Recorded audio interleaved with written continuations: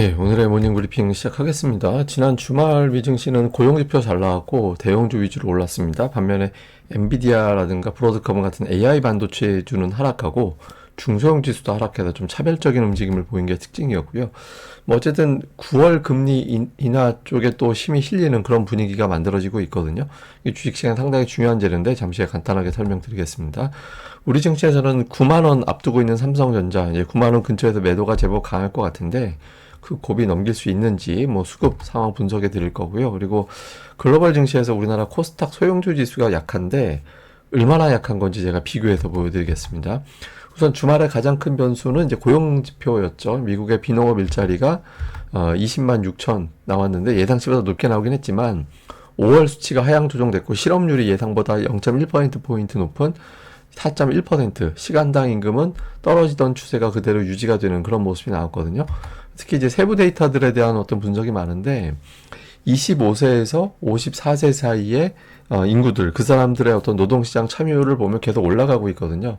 그러니까 적극적으로 나는 취직할 거야 이런 사람들이 늘어나게 되면 공급이 늘면 가격은 떨어지잖아요. 그래서 향후에 임금 상승률이 떨어질 수 있겠구나. 그러니까 이런 기대를 갖게 되는 거죠. 근데 이게 이제 왜 중요하냐면 그동안의 시장을 끌어올렸던 동력은 사실상 빅테크, 메가세븐 뭐 이런 종목들이었거든요. 그래서 엔비디아를 비롯한 이런 종목들의 실적이었는데 주가가 많이 올라가서 더 올라갈 수 있을 거냐 여기에 대한 고민이 있는 자리였죠. 근데 여기서 이제 9월 인하 쪽에 힘이 실리게 되면 금리 인하가 어쨌든 시장을 또 지탱해주는 그런 재료가 될 수 있거든요. 그래서 이 고용지표까지 보고서 이번 주 CPI까지 조금 더 확인돼 준다라면 증시는 뭐 조정이 이렇게 크게 나오지 않고 또 다시 상승 시도하는 그런 흐름을 만들어낼 수 있게 되는 겁니다. 그래서 고용지표 잘 나온 건 투자자들에겐 상당히 좀 안도감을 주는 그런 재료였다. 이렇게 보면 될 것 같고, 어쨌든 미국의 금리 인하 확률은 9월에 77% 정도, 그러니까 동결 확률 23%, 인하 확률이 77% 정도 돼서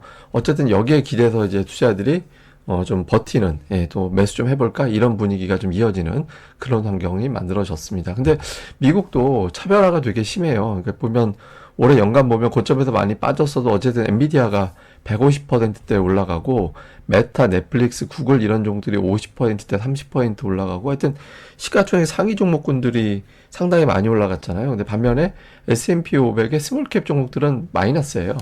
예, 우리나라 보면 우리나라 코스닥 지수하고 거의 비슷하죠. 그러니까 우리뿐만 아니라 해외 쪽에서도 대형주 쪽에 좀 매수가 집중이 돼서 이게 경기가 좋다라기보다는 AI 관련해서 대형주들 환경이 되게 좋구나. 그래서 그것 때문에 시장이 올라갔구나. 또 이렇게 보는 시각들도 있습니다. 근데 어쨌든 미국 시장하고 우리나라 증시하고 좀 종목들을 연결지어서 보면 애플이 이제 좀 최고치 경신하는 그런 강세가 나타나고 있잖아요. 그래서 LG이노텍도 뭐 똑같이 가는 건 아니지만 애플이 강하니까 LG이노텍도 가야지 이런 분위기가 만들어지고 있고, 반면에 이제 코스닥에 있는 관련된 종목군들은 좀 쉽게 가지 못하는 그런 움직임이 있습니다. 왜 그러냐면 이게 이제 그 어떤 종목은 애플이 그냥 아이폰 때문에 올라간다. 그냥 AI 모멘텀이다. 그러니까 해석이 좀 분분한데 어쨌든 그러니까 BH가 코스닥은 아니지만 어쨌든 코스닥 종목들하고 비슷하게 움직이는 경향이 좀 있잖아요. 그러니까 이 내에서도 차별적인 움직임이 나오는 그런 모습이 나오고 있고, 테슬라가 되게 강하죠, 미국에서.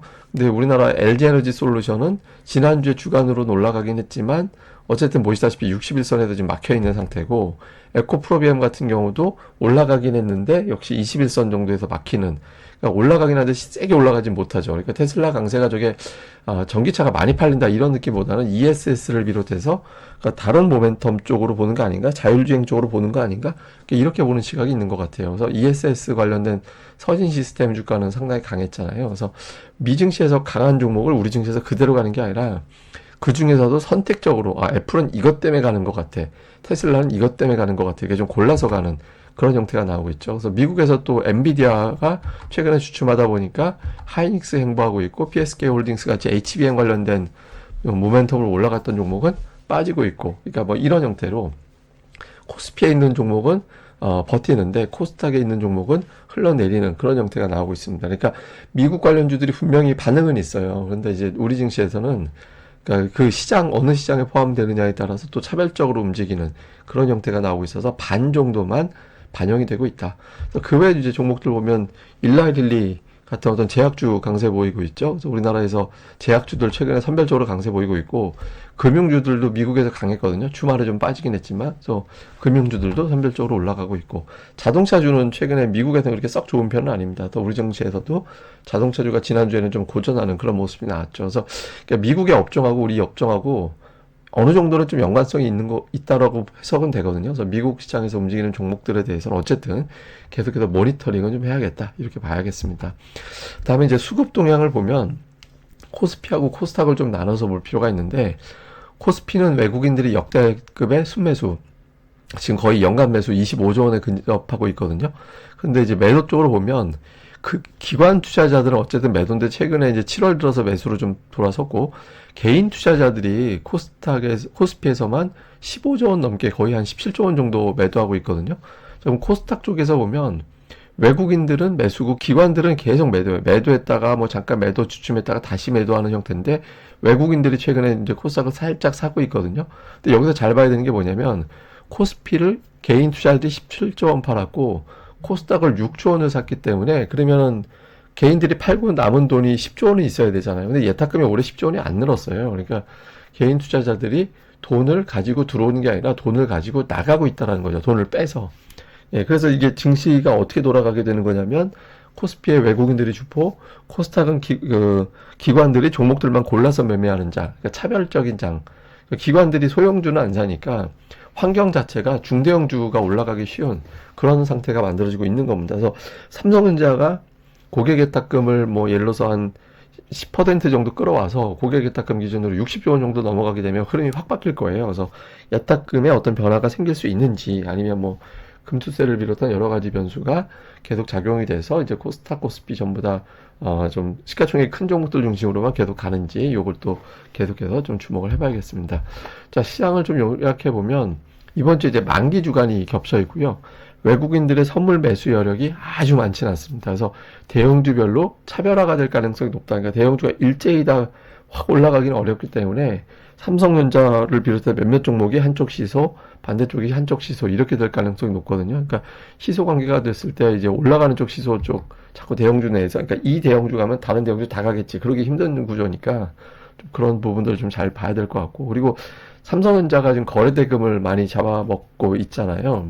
근데 어쨌든 거래대금이 너무 많이 잡으면, 매수가 됐든 매도가 됐든 삼성전자가 수급의 블랙홀 역할을 해버리면 지금 뭐 전체적으로 시장이 또 부진하고 하락 종목이 늘어나는 그런 구도가 만들어지게 되거든요. 그래서 삼성전자 거래대금이 어쨌든 조금은 진정되지. 근데 이게 아마 9만 원 언저리 가면 거래대금이 또 엄청 늘어날 거라, 삼성전자가 아예 그냥 9만 원을 넘겨버리든가, 그 근처 맞고 한동안 조금 거래대금 축소되든가, 이제 좀 그 부분 변화를 좀 집중을 해봐야 될 것 같습니다.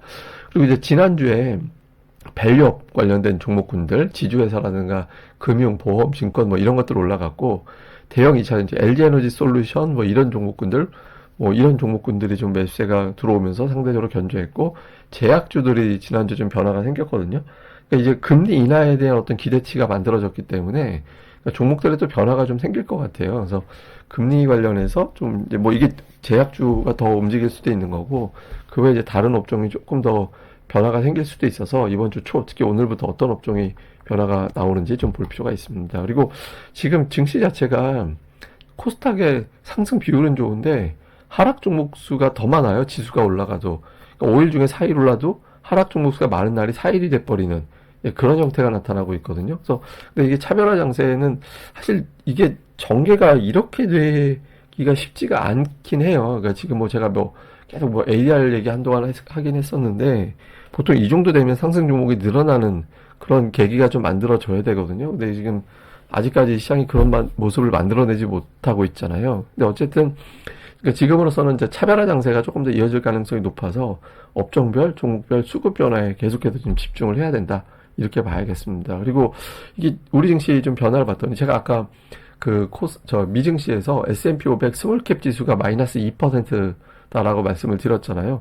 지금 우리 증시가 코스닥이 마이너스 2%예요. 그러니까 미국 S&P 500 스몰캡 지수하고 비슷하거든요. 그러니까 러셀 2000 지수 올해 올라간 게 없고, 그러니까 전 세계적으로도 뭐 보면 대형주들이 주도한다 이렇게 보는데, 그런 걸 감안을 해도 주요국 증시 다 플러스거든요. 하다못해 이제 지금 전쟁 치르고 있는 이스라엘도 5.6% 올랐는데, 우리나라 지금 이렇게 되고 있고, 소형주 지수는 마이너스 6%, 그리고 이게 이제 달러 지수로 보면 마이너스 12%가 넘거든요. 코스닥 소형업종 지수는. 지금 상당히 좀 부진하게 흐름이 나오고 있죠. 근데 여기서 투자들이 핀셋 고르듯이 이제 또 실적 시즌이 됐기 때문에 실적이 또 똘똘한 종목들에 대해서는 선별적으로 또 찝어갈 거예요. 그래서 이제 시장 분위기에 휩쓸려 간 종목들은 좀 골라서 좀 볼 필요는 있다. 다만 이제 전체적인 수급 구도는 외국인 기관이 종목장을 아직까지는 주도하고 있어서 예탁금이 60조 원 넘어가기 전까지는 60조 원 근접하기 전까지는 이제 조금 비중을 갖다가 이제 좀 시장 흐름에 좀 맞춰서 조절해 나갈 필요는 있다. 뭐 이렇게 보시면 될 것 같습니다. 예, 그럼 또 오늘 하루 또 잘 보내시고요. 저는 다음에 뵙겠습니다. 이 방송 구독하기, 예, 그리고 좋아요 꼭 좀 부탁을 드립니다. 감사합니다.